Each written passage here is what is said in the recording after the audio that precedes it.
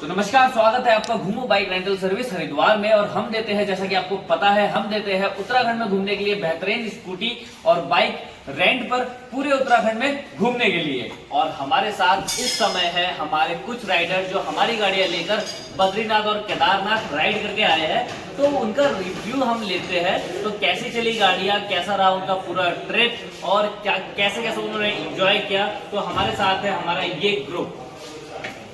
तो ये लोग लेके गए थे 2 सुजुकी बर्गमैन बद्रीनाथ और केदारनाथ के लिए।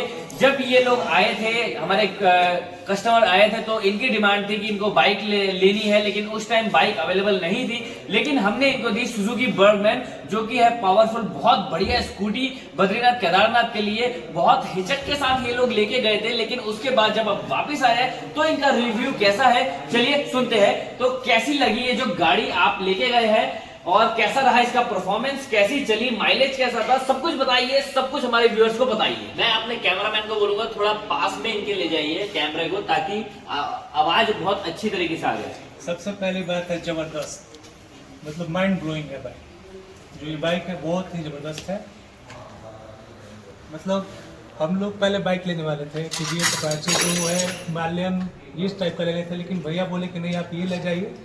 इसके लिए आप मतलब इसमें लगेज के लिए भी सुविधा अच्छी खासी है।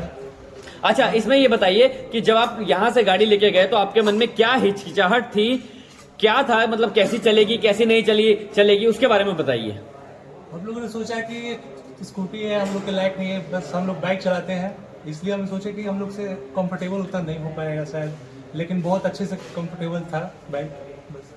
और मैं ये जानना चाहूंगा आप लोगों से कि स्कूटी ने आपको माइलेज कितना दिया। माइलेज लगभग 40-45।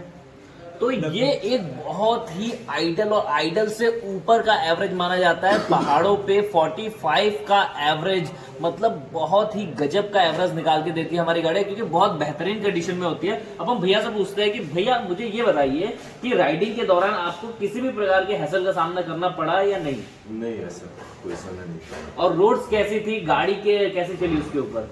रोड तो बहुत टफ था, लेकिन गाड़ी उसमें बहुत स्मूथ चली।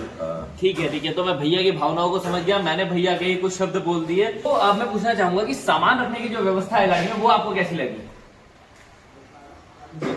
लगेज के लिए तो एक तो बाइक में स्पेस है, और बाइक के मतलब आगे भी आप लगेज रख सकते हैं, मतलब बैक में आपको लोड नहीं होगा।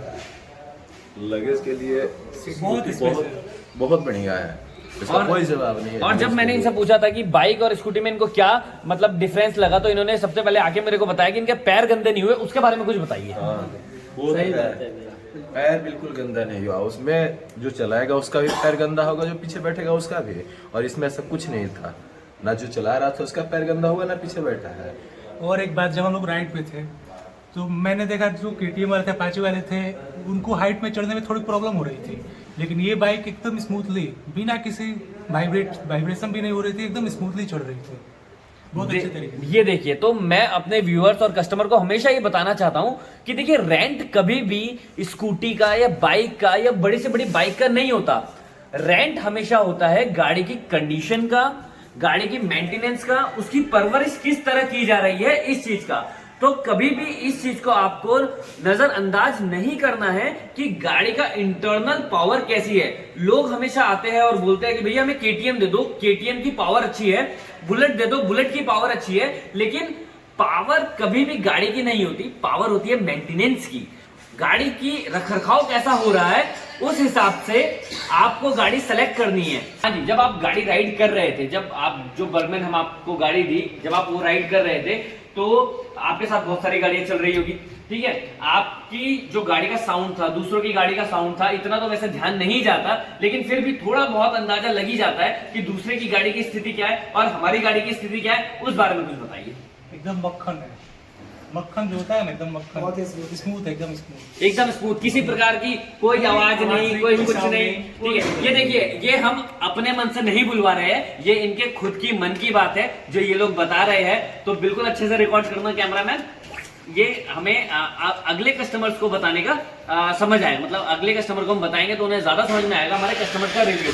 चलिए, ऑल ओवर आपका जो है बहुत बढ़िया रहा हमारे हिसाब से। और हम लोग बहुत ज्यादा खुश है जब भी कोई हमारे राइडर 99.99999% हमारे सारे कस्टमर बहुत ही खुश होकर आते हैं और उसमें से कुछ ही लोगों का हम लोग वीडियो शूट कर पाते हैं, जैसे आप लोगों का हमने किया है। तो हमारे जो भी व्यूअर्स है जो हमें यूट्यूब पर देख रहे हैं, उन लोगों के लिए अगर आपको कुछ कहना है तो आप क्या कहेंगे? मतलब हम लोग इतने दूर से केदारनाथ बद्रीनाथ होके आए, लेकिन कोई भी थकान नहीं है सर। जैसे पहले जैसे बाइक पे होती है ना, आज भी वैसे ही एकदम फील हो रहा है, कोई भी प्रॉब्लम नहीं है हम लोग को।